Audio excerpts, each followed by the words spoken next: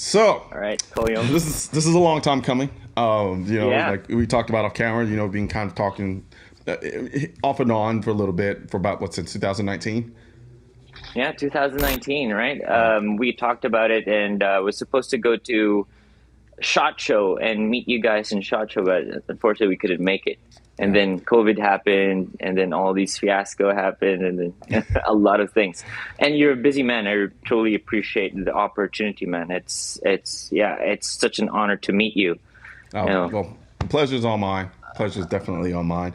I mean, look, I remember the first time I saw your helmet that you make, and I was blown away aesthetically. And everyone who involves me knows I'm really big on aesthetics, and so it was oh yeah, probably one thanks. of the coolest things I've ever seen in terms of the Appreciate ballistic it. helmet Yeah. world. Yeah. However, I will say this: I didn't. I'm like, this can't be really ballistic. Like, I thought it was just, I thought it was just all show. I'm not gonna say it was no go, but I'm like, okay, Yeah. maybe it has some properties in terms of being, like a bump helmet where it's just like might protect my head if I fall or if I'm feeling Yeah. really sexy, I'd use it to ride my bike. But Yeah. Absolutely. but A lot of people see it like that. Like when I came out with the airsoft one in like 2010, it was for mhm, airsoft. People understood it was like for airsoft because, how it looks. yeah, And then around 2015, I started shooting it with real guns and I put like Kevlar on it, tried to test different types of materials. And then, I had like a few thousand views and people were like, okay, this guy is onto something. And then 2017, we fully launched it in IDEX and military show in Abu Dhabi. That's when we got a lot of traction. There's this one guy, Green Beret, who ordered from us in 2016, and he posted a picture of himself with a Black Hawk right behind him. yeah. And this picture went viral over 200 million views on Facebook, like Yahoo News and the Times UK, and so on and so forth. And they were calling it the Star Wars, right? So people were like, "Is this for real?" Yeah, that's So how I was. that's been a problem for us because it's something like this has never been done before, and Yeah. people see it as like, yeah, it looks really like space like, yeah, No, too it absolutely futuristic. does. I mean, but in the best way possible. It's not like space like when it's like, okay, that's just silly. Like you see it and you think, I really hope this is real because it looks so cool that if it's not real, it's gonna make me sad in many ways. But it turned out it is real. It's a real ballistic helmet. So, Yeah.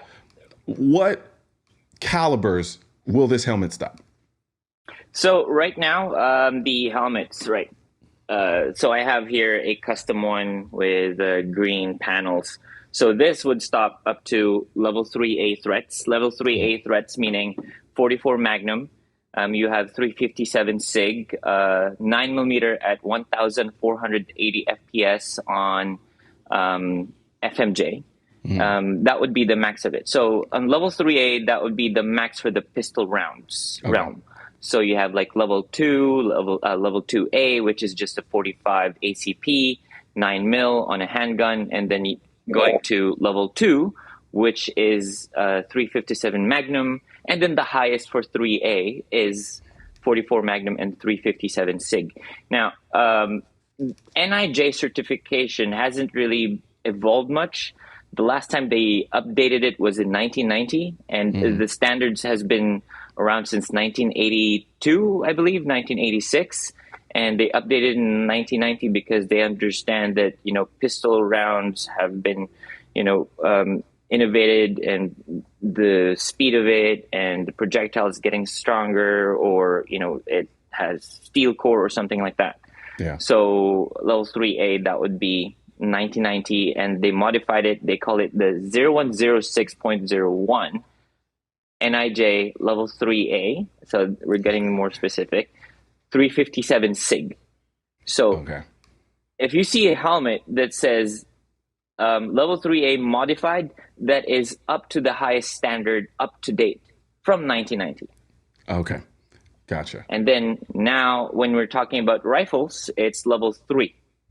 Level 3 can stop to 5.56 and 7.62 NATO ball rounds, jacketed, but it doesn't have the steel core. Once you go to steel core AP rounds, that would be level 3 plus plus or level 3 plus. But there's no such thing as level 3 plus for NIJ. It's either this level 3 or level 4. But now I think they have changed it already. So yeah, the helmet can stop up to 44 Magnum, but how you look at it, these panels are replaceable. So this part right here is the side cheek plates where you can do. This is removable because it's a lot easier for you to cheek your gun and see through your sights. Okay, because that was going to be my next question. And now, granted, I have one of these, so I'm more or less kind of asking you the question so that people have a better understanding. So that's the first thing I noticed. Like I noticed it big time when I was running like gas mask. That was a big deal for me. Was trying to find a gas mask that could work where I could cheek my rifle. And so I saw that CM7 mask. Yeah, and so like knowing now that you kind of have those panels that you can replace to cheek the rifle, was that something that you generated when it was just for like airsoft? Or yeah, it was for airsoft. When I came out with the airsoft one, the first one was just a one piece mask, and it was kind of difficult to see through my sights. And it was like, okay, I probably could do something with this. And 7 years in development, I came up with the ballistic one. So it was like a slow transition from trial and error, going back to redesigning it, and so on and so forth, and from the mechanics, from the electronics of it too. It was fun working on it. Now you said electronics. Yeah, it has electronics, right?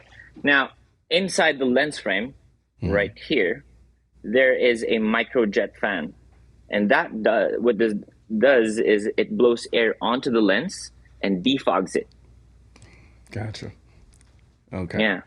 That is freaking awesome. The top one right here is actually a ventilation system on top of it. So I didn't bolt it in. What you do is you screw it from underneath, and then it would lock it in place. And it's operated by a 9-volt battery. Okay. Right here. Yeah. Huh.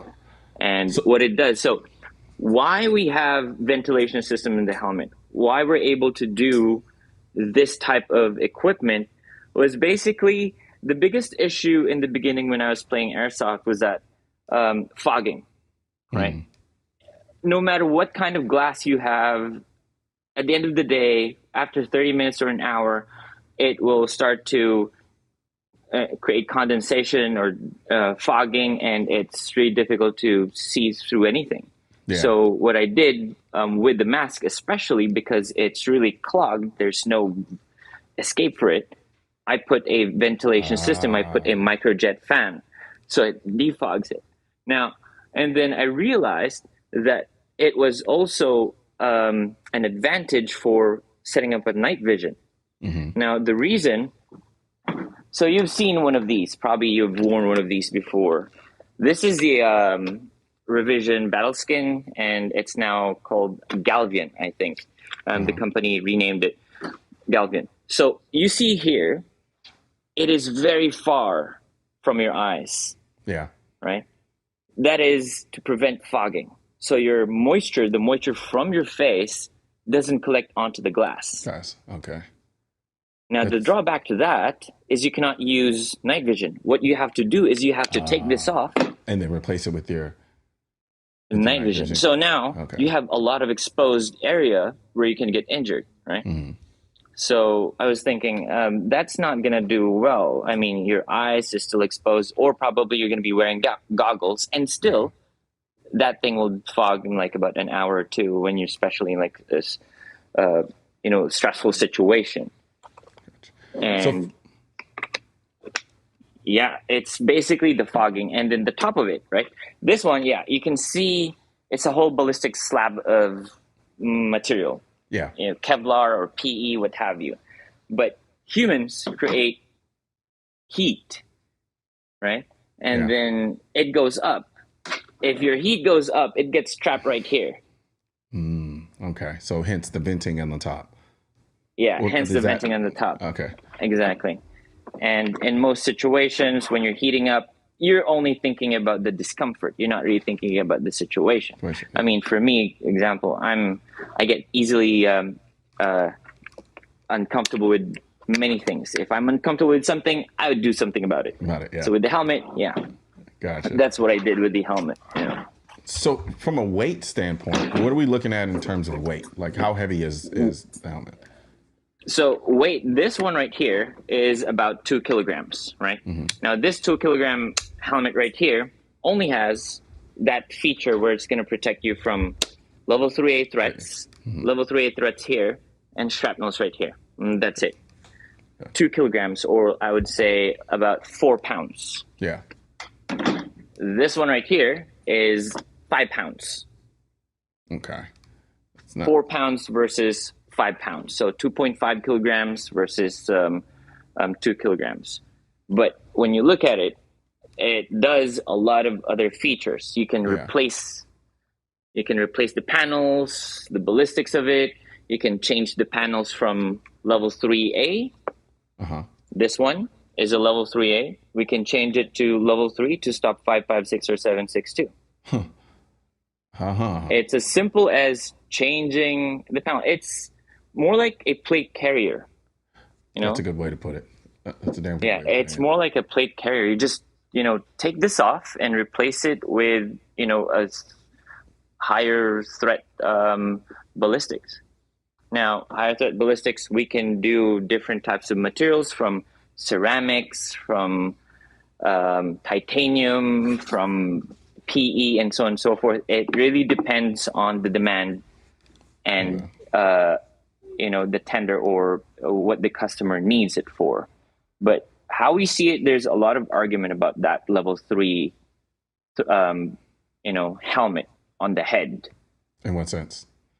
Oh, like whether or not it's necessary, or whether or not it's necessary, or whether or not it's going to actually protect you, or you're going to survive it. Yeah, because I've talked to all the years I've been working on these helmets. We've sold over about 1,100 so far. These helmets in a span of 5 years. We've sold to special forces guys, veterans, private security, you name it. But we haven't really sold to military, because that's a totally different ballgame. Yeah. So most of our customers is SWAT, a lot of civilians as well, enthusiasts. And I've talked to these special forces guys. I have some good friends I've been working with for a while. And they said one guy has been shot in the chest with a AK-47 while he was wearing a level 4. Yeah. Level 4 back then was still made of ceramic. And he got injured internally. So if you think about it, you put a level 3 ballistic plate on your face and get shot with a 5.56 or 7.62, which it goes about 3,200 feet per second, more or less, right? Yes, and that is over 1,800 pounds of force.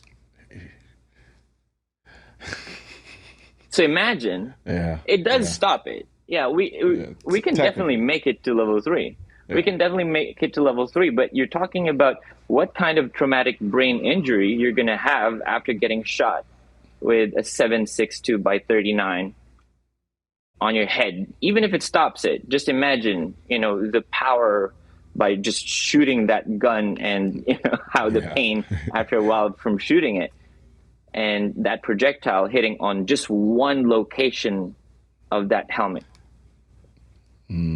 So there's a lot of argument about that. Some people don't really understand it, and when we try to explain it to them, so we cater this helmet to breachers, CQB. It's not really, I wouldn't recommend it for people, in desert warfare or jungle warfare.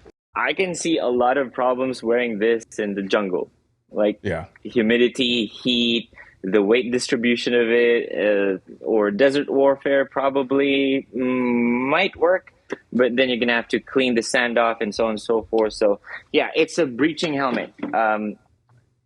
I made the helmet because I like playing CQB. And Okay. every time I room clear, every time I apex or pie or whatever you call it, the fatal funnel, Yeah. I get shot. No matter what kind of, no matter what kind of technique you do, you have the American way where, they go all in really fast in just under 1 second. 4-man team, 5-man team, or what have you. And then you have the Israeli type where um, check the corner really quick, Yeah. assess, and you do the apex thing. You check your degrees and you check all of your body, if any part of it is exposed. And no matter what you try to do, and if you don't know what's going in inside that room, how many people there are inside that room, and no matter what kind of team you have, I would say 50% of the time is your success rate. Yeah. Nope, you're absolutely right. It's I mean, I'm not going to say that from experience, so to speak, but kind of. yeah, I took a course about clearing, and we use airsoft, yeah, and that's essentially what they told us. Like, especially if you're the first man in, there's someone there waiting for you. Chances are you're getting shot. yeah. So, what are the solutions to that? I've been obsessed about that because I've been watching a lot of videos. There has to be something for these guys who goes in first because I like to go in first. Yeah, I want to take out as many people as I want playing airsoft and like yeah, I'm winning this, but more often than not I'm just like okay, I'm back to the base and just waiting for my next turn. So obsessed about it, looked into it, and unfortunately there's nothing for these guys, these breachers. Well, you have some solutions. You have the one piece glass, which is the GIGN uses, and that one piece glass alone weighs about 4 pounds just for the the glass. glass. Yeah, And then you add the helmet, it's about 2.5 pounds. So you're looking at over, 7 to 10 pounds, depending on the size of it as well. yeah, So that's one. And it's like, no. Problem with that is you cannot use night vision. You don't have a cheek weld.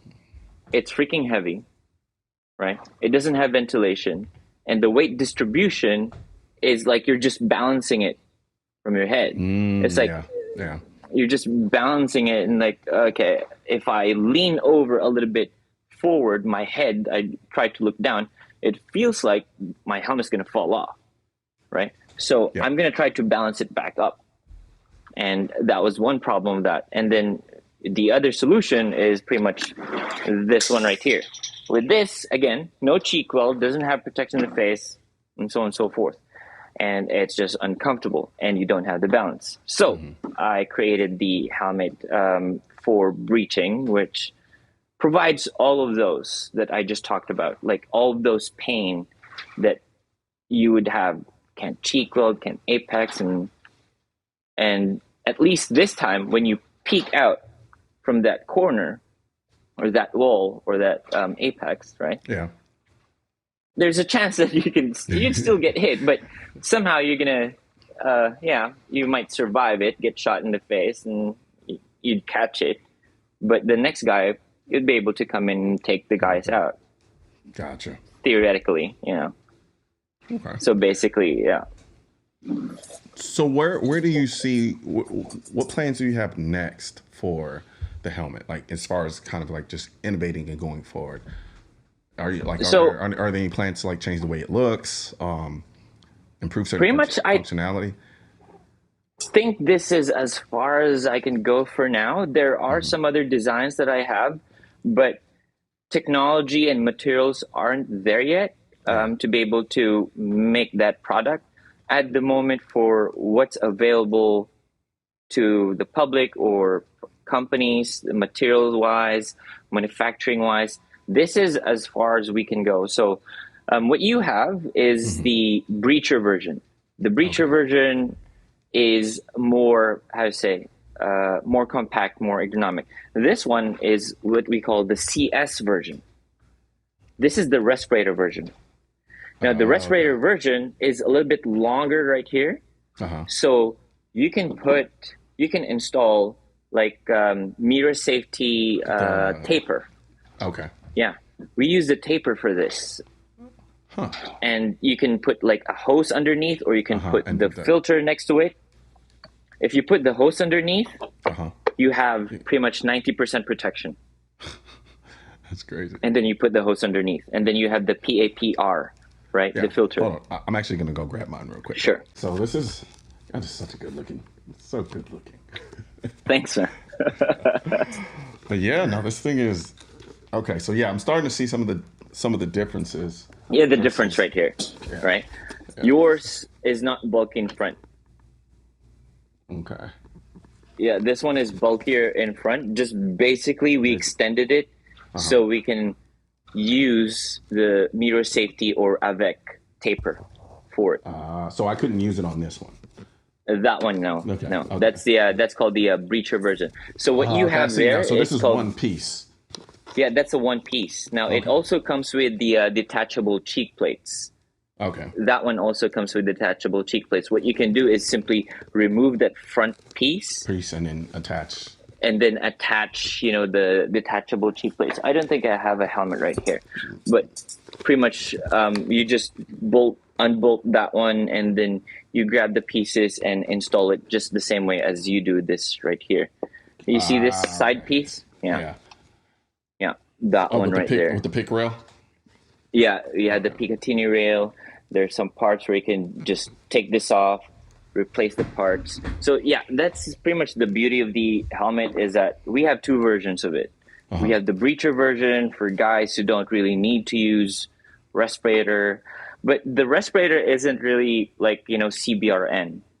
It is more for smoke inhalation, dust, or carbon monoxide, or pepper spray, or what have you. Pretty much tear gas. It does help with tear gas. If you're going to be using tear gas and you're a SWAT guy, you're going to be using tear gas. All you need to do is turn off the fan for the lens frames or any fan, so that there won't be any tear gas going into your eyes. And pretty much it won't vacuum in tear gas anymore. It's just going to block it. Maybe there would be like some tear gas that would go in, but you wouldn't really have to worry about that. What you have to worry about is your lungs when you're breathing tear gas. Yeah. So that's where this helmet shines. So we sold about 30 of these to SWAT teams in Thailand, and I was in Thailand about 3 weeks ago. We were training them how to use it. They loved it, and they totally understood the value of it. And they said the beauty of it too is that you can also install a night vision. Yeah, night vision mounting. And Thailand is pretty hot. It's like 35 degrees to 37 degrees.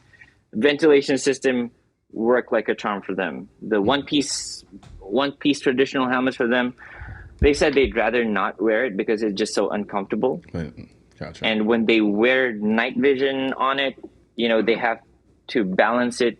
You've worn it. I've seen you wore a ballistic helmet and you put night vision on it. Yep. And then it's already, making your head move forward. Now to balance it, you're going to put another weight behind it. Now just adding more weight. Counterweight on the back, the counterweight. So it didn't make any sense to me. But what our helmet does, you don't need a counterweight because it acts like a skull crusher. Once you put the night vision on, pretty much it acts like a skull crusher. So it's your jaw that's actually pushing and balancing the weight of the system. Right. Okay. Instead of actually your neck. The back of your neck is what you're controlling with the one-piece ballistic helmet, right? It's like, and after like an hour, for me, like I'm like you. I'm just a civilian. I don't know shit, but it doesn't make any sense to me why I have to balance it with the back of my neck. Yeah. Which the back of my neck doesn't really have that much muscle unless I train like Mike Tyson, Definitely, I definitely can hack it. But military guys, they don't really train their necks either.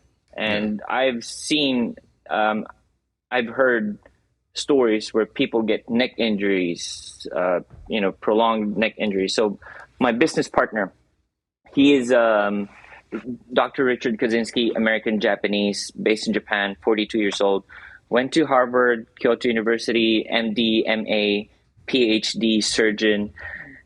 He's now doing clinical studies in Japan for COVID.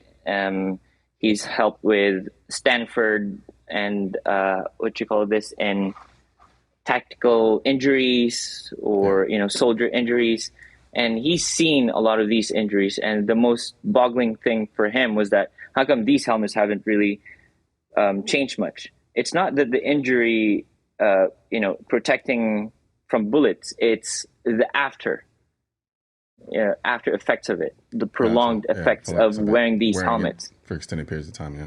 Just imagine doing this, balancing your head for 10 to 15 years while in your service. I mean, right? I did a 3-day night course with it while we were in the mountains of New Mexico.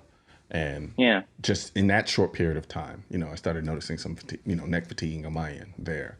So I can only imagine, years and years and years and years and years of doing that would start to add up quite quickly.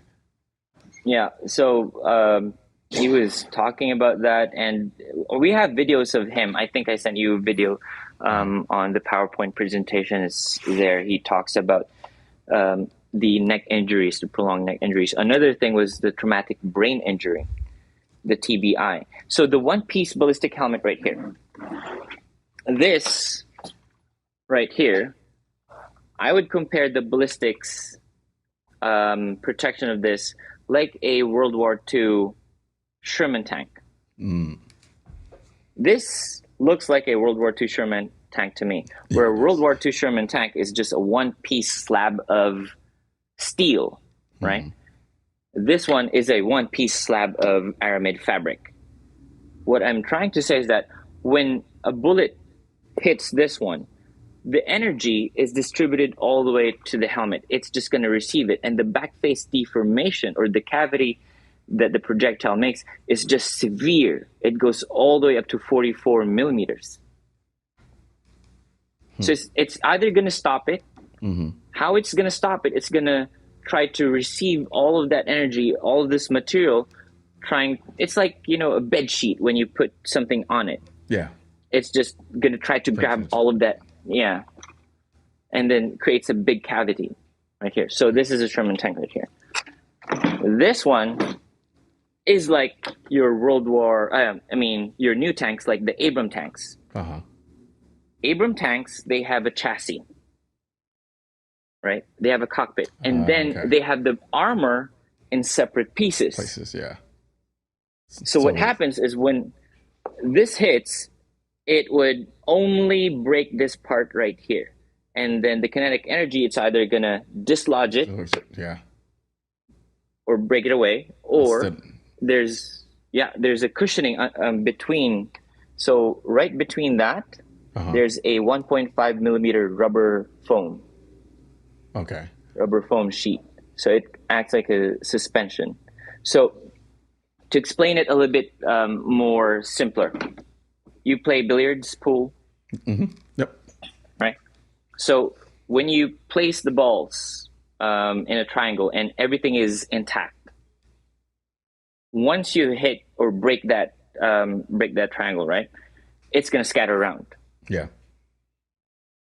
Now, that's the kinetic energy you're receiving from this helmet. Now, if one ball is not really connected to the other, and then you strike that, it's not going to break, spread out. The ball's not going to spread out. Yeah. Pretty much it's like this. Am I making any sense with that? Yeah. You actually are. Yeah. So it's pretty much like that. So the pieces are not connected together. There's spacing in between. So it kind of it isolates the I want to say the amount of energy that the helmet takes. So it disperses it, of course, but it disperses it by kind of almost dislodging. Whereas with the older helmet, when it strikes, it's almost spreading the force around the entirety of the helmet, but the helmet's not going anywhere. So your head and brain is receiving it. Gotcha. Exactly. Okay. All right. That makes perfect sense.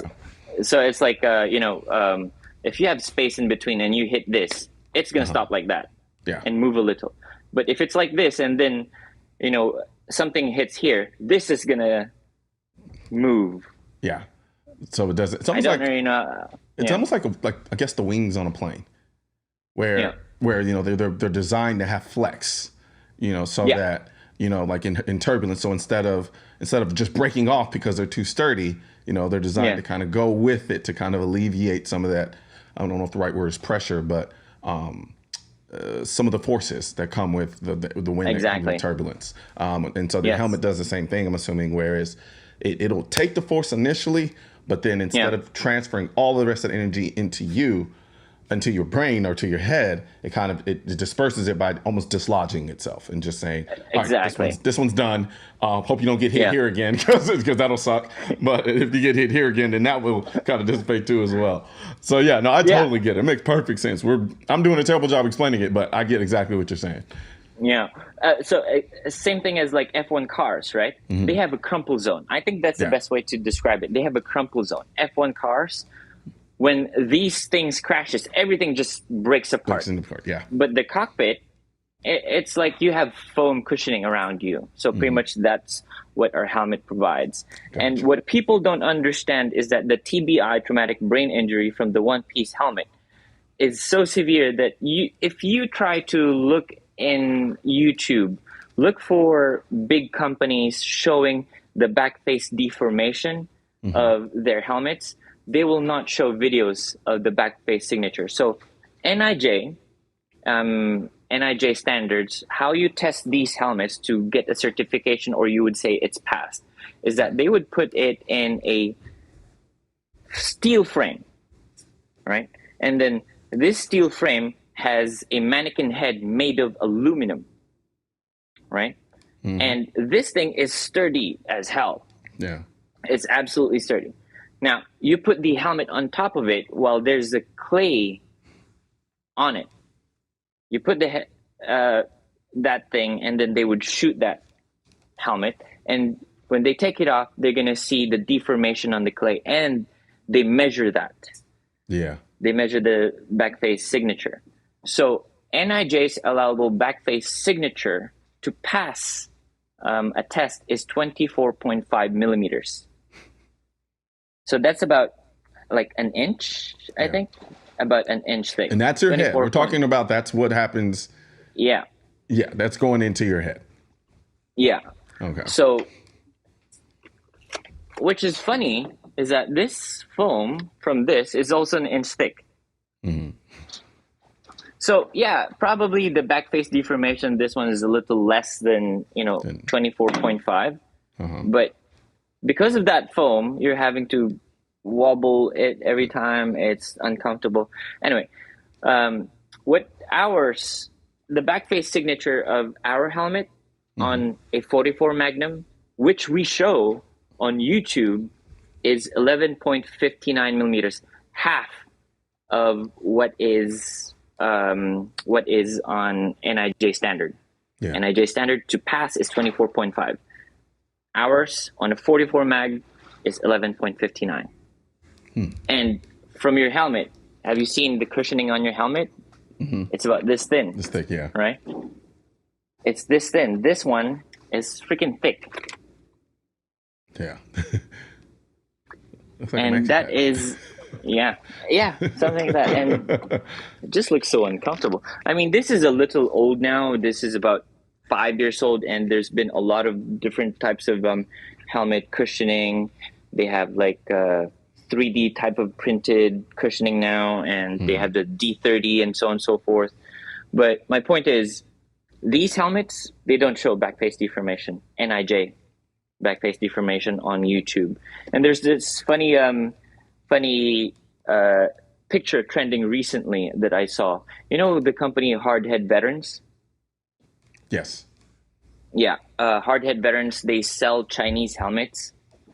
And there's a picture that's been trending recently that I posted on my Instagram that it has a bad back face deformation.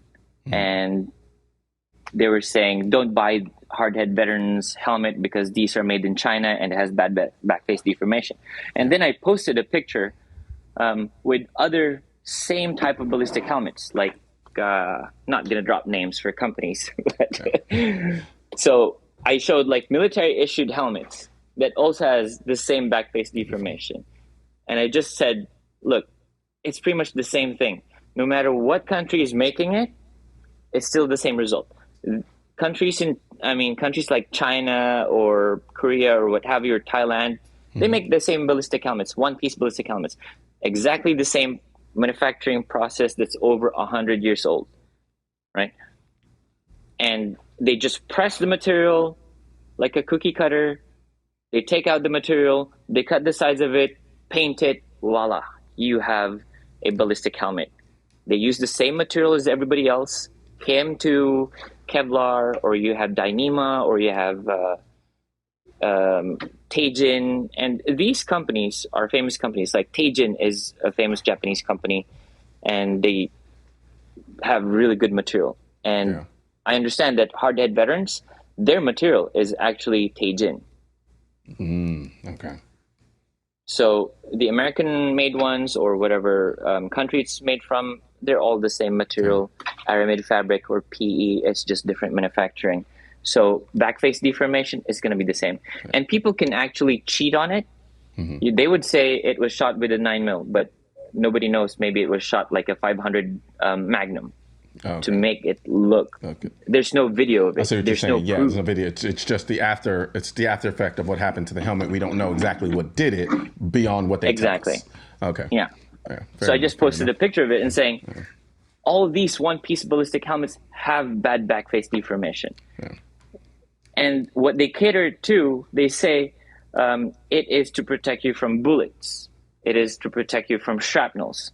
But my biggest question is, if it's going to protect you from bullets, I mean, where do bullets come from? Like, it doesn't really come from the sky, because it goes directly to your face. Yeah. And then if they're saying that they're selling it, they're marketing it for shrapnels or IEDs, where's the projectile coming from? It's from the ground up. Yeah, that is true. So you're left with how much protection on your head. And when you do breaching, right? When you do breaching, let's say we take this off right here. What normally people would see is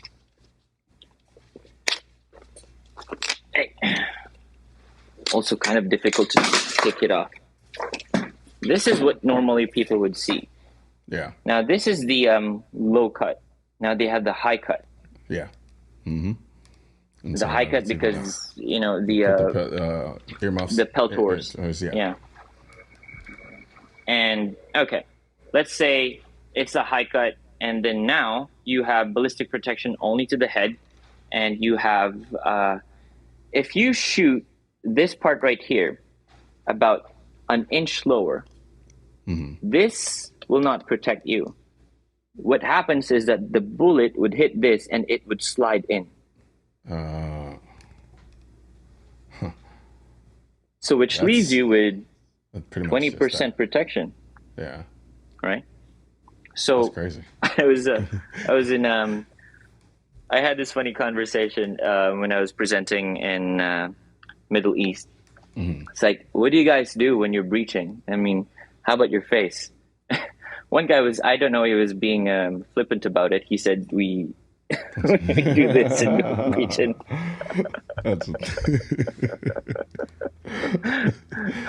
Oh, man. But no, man, I mean, I personally think, I think the freaking helmet is awesome. I do plan on doing a video on it myself and kind of running it through its paces. And I look forward to doing that. And I've kind of done some stuff off camera that I haven't recorded yet. Just kind of I appreciate that. The post that you did, the pictures that you posted, that helped a lot.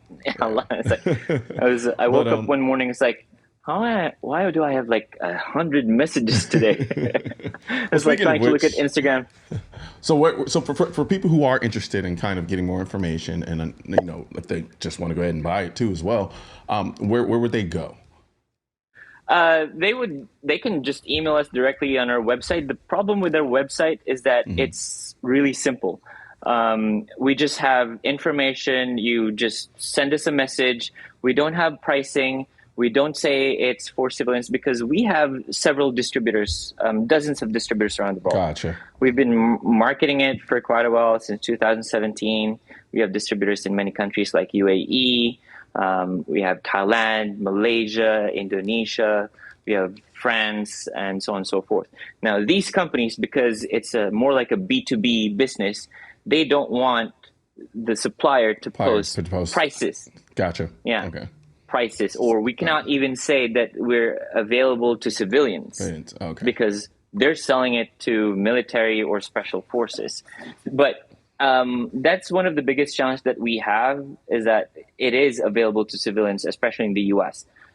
85% of our market is actually US. And most people, when they see the website, no information, they're lazy to message, but just message us, email us, and we'll send you the information on how to purchase these. It is available to civilians in still a lot of countries. Right now, 12 countries, it's not available.